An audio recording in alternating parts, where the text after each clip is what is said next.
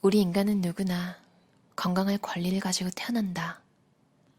날씬하고 건강한 상태로 산다는 것은 호모사피엔스의 기본 권리다.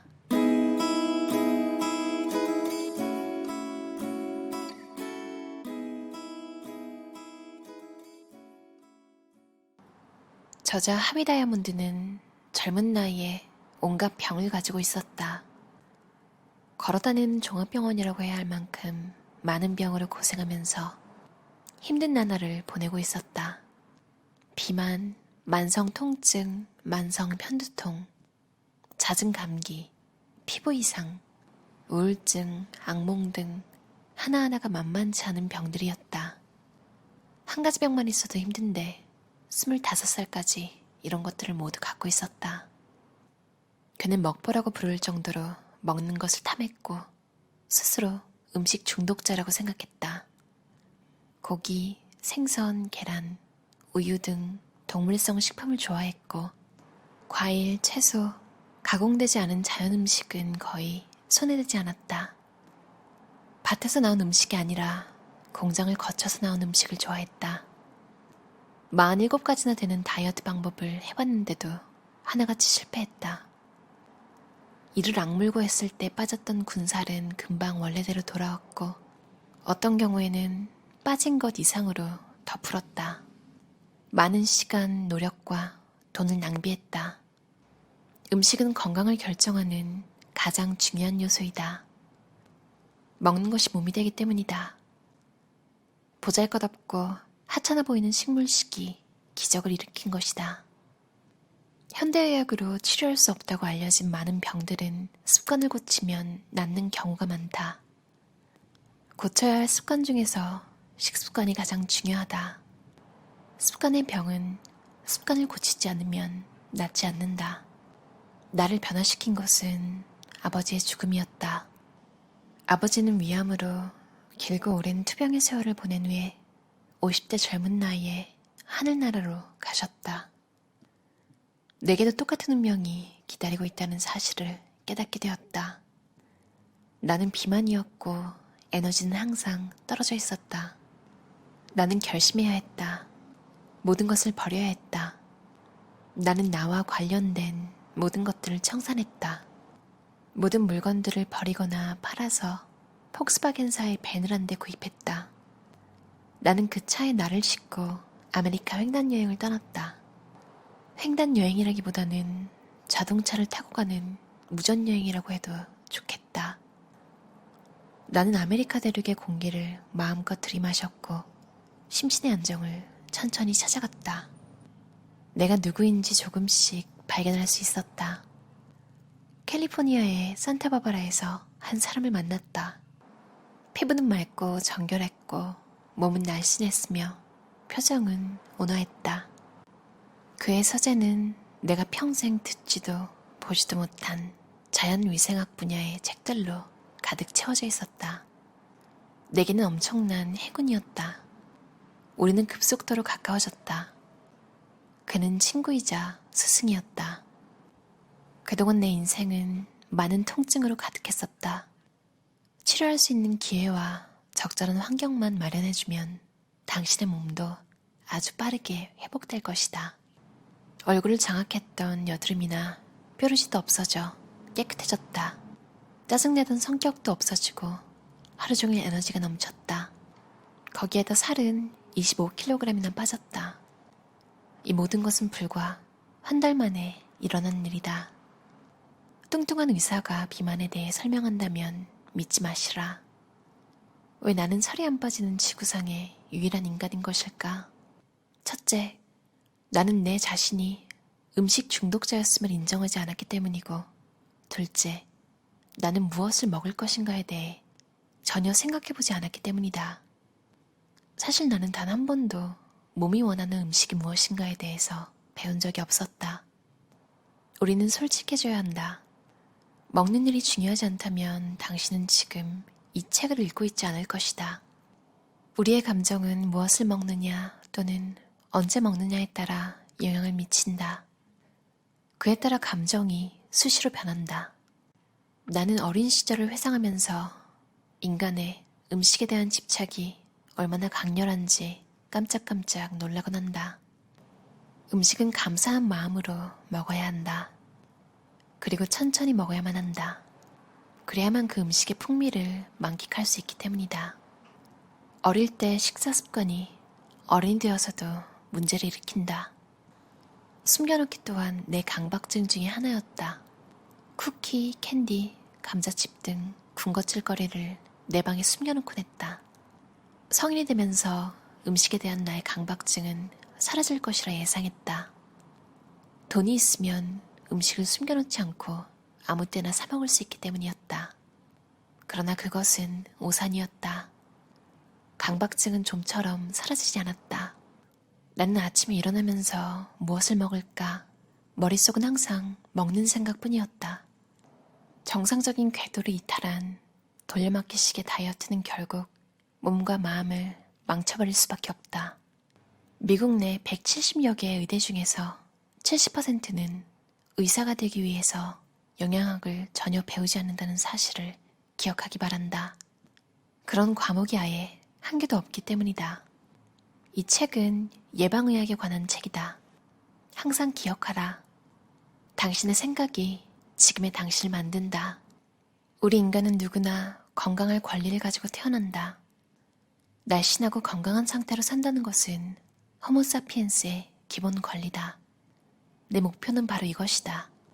당신의 몸 내부를 청소해서 생생한 활력을 갖도록 도와주는 일이다. 온갖 미끼와 현학적인 의학용어로 당신의 몸을 유린하는 세상의 유혹에 속지 마시라. 원래 진리는 단순한 법이다.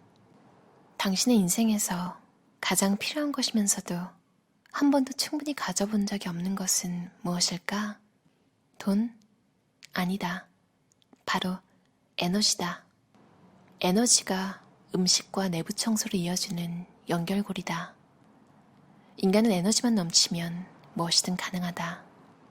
당신 주위의 모든 사람들이 당신을 사랑해주는데도 불구하고 짜증나고 불편하며 지친다면 에너지가 없기 때문이다.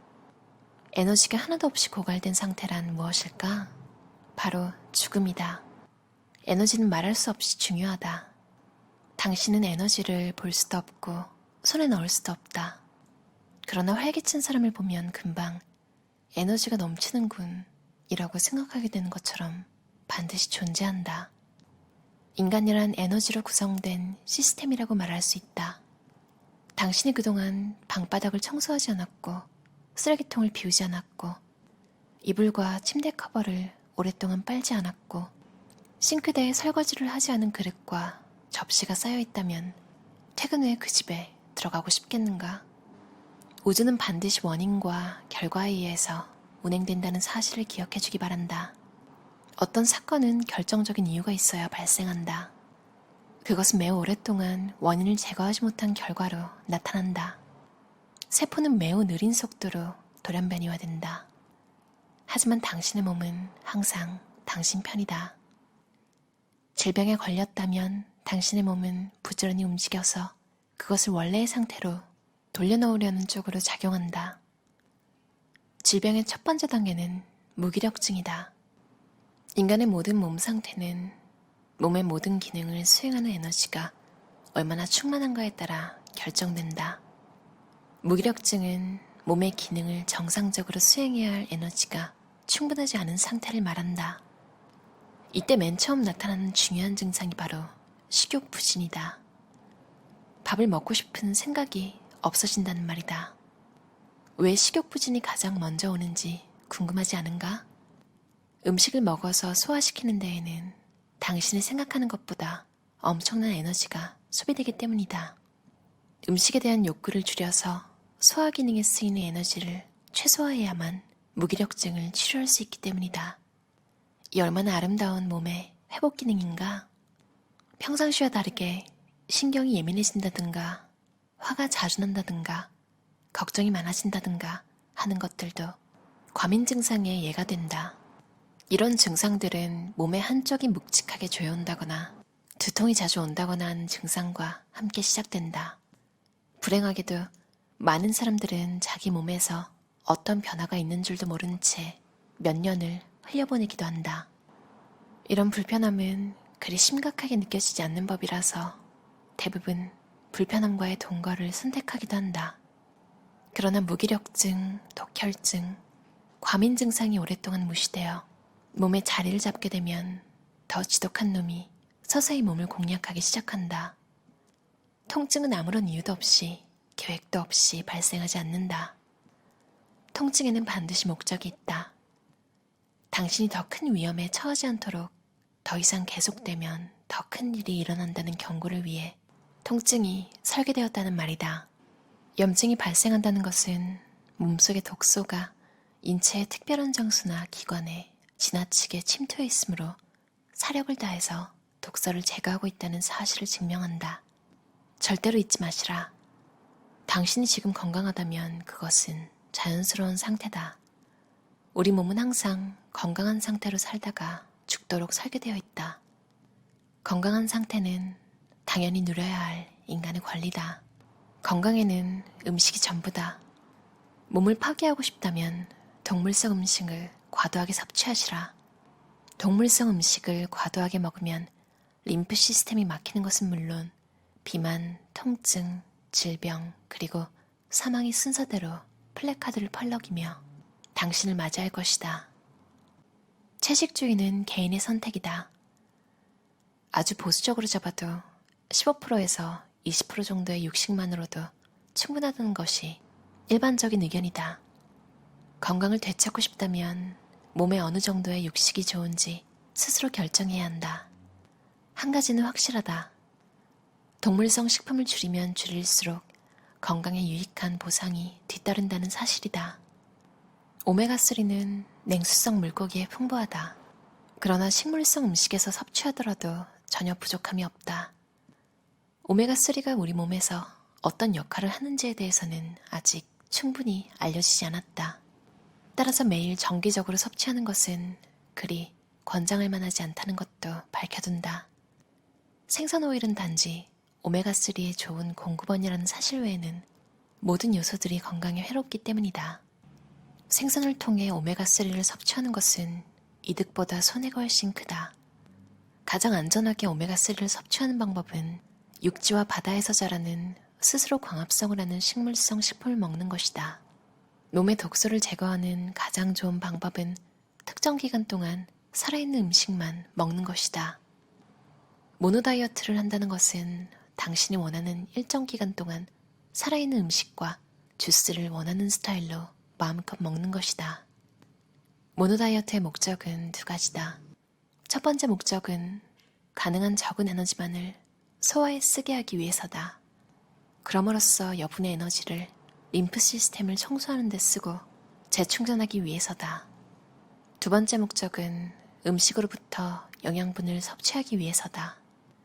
한 달에 딱 3일씩 연속으로 채소와 과일만 먹어도 된다.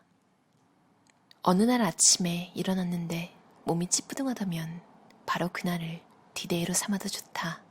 몸을 청소하고 에너지를 충전하시라. 모노다이어트가 그것을 실현시켜 줄 것이다. 에너지가 모든 것이다. 건강은 절대 돈을 들여서 해결되지 않는다는 점을 명심하기 바란다. 생활 습관을 바꾸지 않으면 절대로 질병을 예방할 수 없다. 어떠셨나요?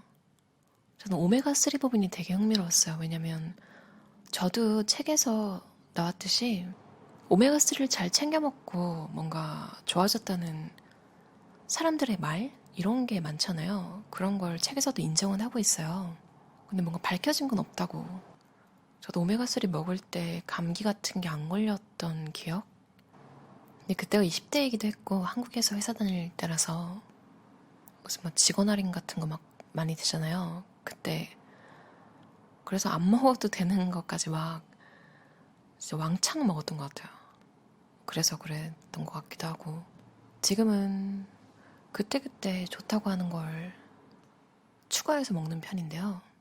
이 책을 보고 나서도 그렇고 요즘 또 시스피라시라는 다큐멘터리가 유명하니까 저도 먹던 것만 끝나면 그냥 더 안 사려고요. 그리고 책에서 자꾸 에너지 얘기를 하잖아요. 그건 정말 저도 평소에 계속 생각하는 거거든요.